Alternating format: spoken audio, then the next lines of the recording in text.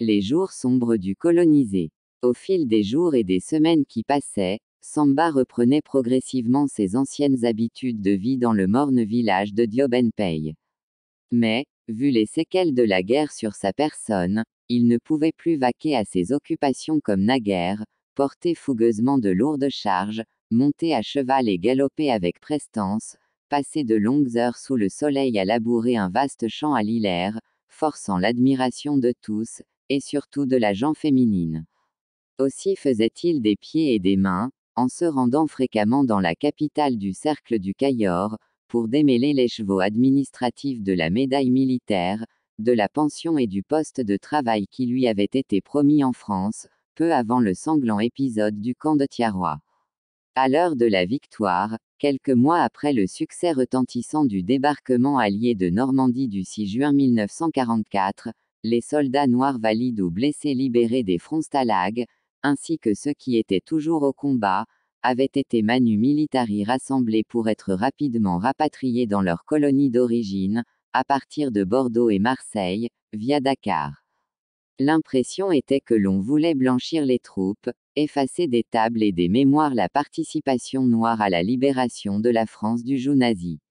Dans le fébrile empressement du rapatriement des soldats noirs d'Afrique occidentale, avec bagages mais sans armes, il leur avait été promis et juré que leurs arriérés de solde, primes de démobilisation et tous les autres droits qu'ils réclamaient leur seraient attribués, dès leur arrivée à Dakar.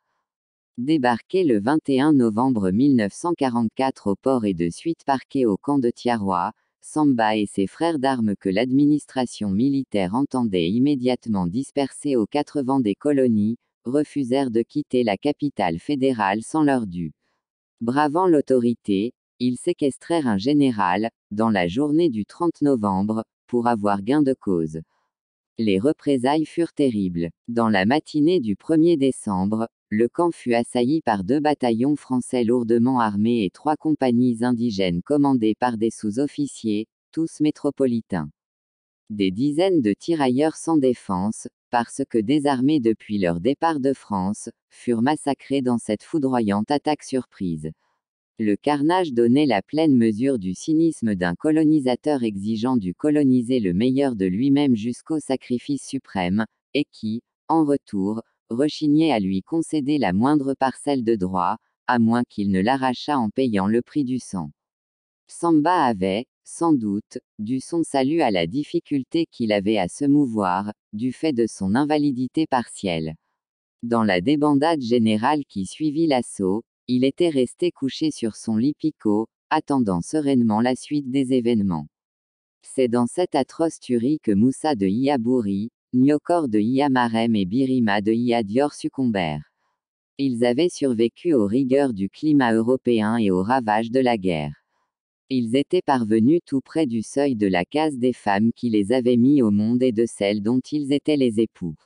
Non seulement ils avaient été massacrés en terre sénégalaise, pas loin de leur terroir originel, mais encore, on ne laissa même pas leur donner une digne sépulture. Samba sortit de ce drame tout bouleversé. Il n'avait dormi pas une seule nuit entière, tout le reste du temps passé au camp de Thiaroye et bien après l'enterrement à la sauvette des victimes du carnage. La France avait osé retourner ses armes contre ce qu'elle se targuait de considérer comme faisant partie intégrante des enfants de la République, au nom fondamental de la liberté, de l'égalité et de la fraternité et qui, à ses flancs comme en son cœur, venait juste de l'aider, une fois encore, à se défaire de son ennemi séculaire. Dépité à l'extrême, Samba se demandait bien quel sort cette mère patrie, bien ingrate envers ses sauveurs nègres, avait réservé à ses compatriotes restés à demeure, tout le temps de son absence du pays. Il apprit, à travers les témoignages des siens et d'autres personnes, combien les Sénégalais avaient, eux également, souffert des affreuses conséquences de la guerre, aussi loin qu'ils étaient du théâtre des opérations. De l'éclatement du conflit jusqu'à son terme, la pression exercée sur les populations indigènes pour les faire participer, au-delà de leur capacité réelle, à l'effort de guerre, avait été surhumaine. Les bras valides avaient, de fait, considérablement manqué dans la colonie. Les conditions climatiques avaient été des moins favorables, et l'outillage rudimentaire et obsolescent. Malgré tout, l'administration coloniale avait fixé aux producteurs ruraux des obligations de contribution en nature, sous forme d'arachides et de produits vivriers, qui ne tenaient point compte, ni de leurs moyens, ni de leurs besoins propres. Ils avaient été souvent amenés à s'endetter auprès des commerçants levantins pour compléter leur participation à l'effort de guerre. La pression fiscale s'était considérablement accrue. À partir de 1943, une contribution exceptionnelle de 10 francs par tête d'habitant avait été instaurée. En 1944, le Sénégal avait contribué pour 3 765 000 francs à la constitution du milliard de la libération. Le mal-vivre des Sénégalais avait empiré, apprit-on à Samba. Très peu de gens pouvaient se nourrir, se soigner et s'habiller décemment. Il ne pouvait pas en être autrement, dans ce contexte de réquisition, de spoliation, de prélèvements abusifs, de pénurie et de restrictions. Le bois, les tourteaux et les coques d'arachides compostés avaient remplacé la houille dans les chaudières des usines et des centrales thermiques. Alors que la production vivrière était médiocre et spoliée en grande partie, le marché local était épisodiquement et parcimonieusement ravitaillé de l'extérieur. Toutes les denrées alimentaires étaient rationnées. Le riz, la viande, le sucre, le lait, et le pain étaient exclusivement réservés aux ressortissants français et aux gens vivant à l'européenne. Dès 1942, les stocks de tissus étaient pratiquement épuisés.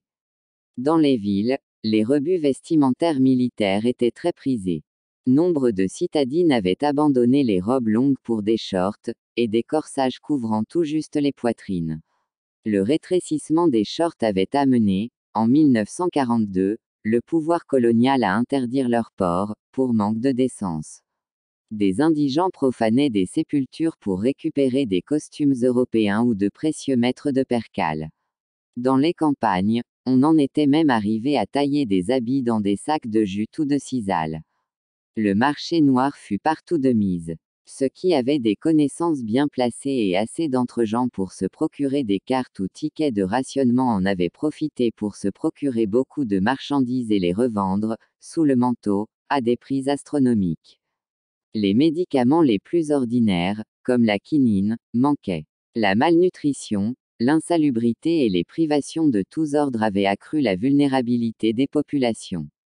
Ainsi la peste qui avait germé sur une cargaison de viande pourrie déchargée sur la baie de Han, par le Kipura, un cargo anglais torpillé en juin 1944, s'était répandue comme une traînée de poudre sur tout Dakar, avec comme premier véhicule des rats qui avaient attaqué des matelots.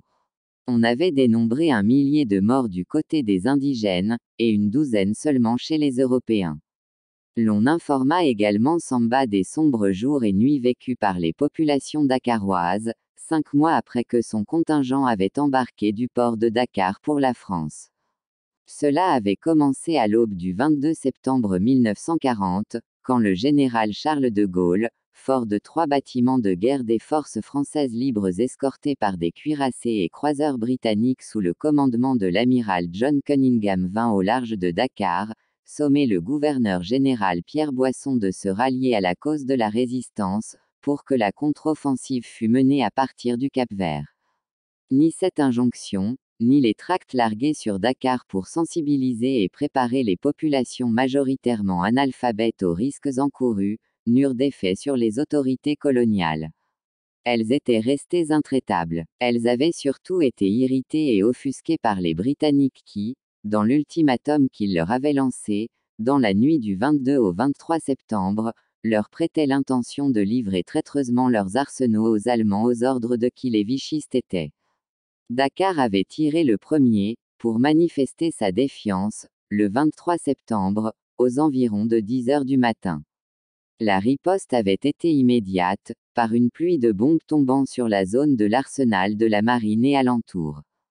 Les Dakarois qui n'avaient jamais imaginé un seul instant qu'ils pouvaient directement subir les dégâts collatéraux d'une guerre fort lointaine, avaient été pris dans une panique indescriptible. Le plateau et la Médina, les 2 quartiers européens et indigènes de la ville intramuros, s'étaient quasiment vidés de leurs habitants, parti se réfugier dans les touffeurs du parc forestier de Han, s'il n'était pas allé plus loin encore à l'intérieur du pays. De Gaulle, qui n'avait pas eu gain de cause en Afrique occidentale française, obtint finalement le soutien attendu des colonies en se rabattant sur l'Afrique équatoriale française alors sous l'autorité du gouverneur général Félix Éboué, un Guyanais noir. Par la suite, l'AOF se rallia à la France libre, le 7 décembre 1942, après le débarquement anglo-américain réussi en Afrique du Nord, un mois plus tôt. Mais Boisson ne démissionna que le 1er juillet 1943 pour être remplacé par le gaulliste Pierre Cournary qui évinça tous les hauts fonctionnaires coloniaux vichistes d'AOF. Entre-temps, les bombardements de Dakar qui avaient duré 3 jours avaient fait de très nombreuses victimes civiles.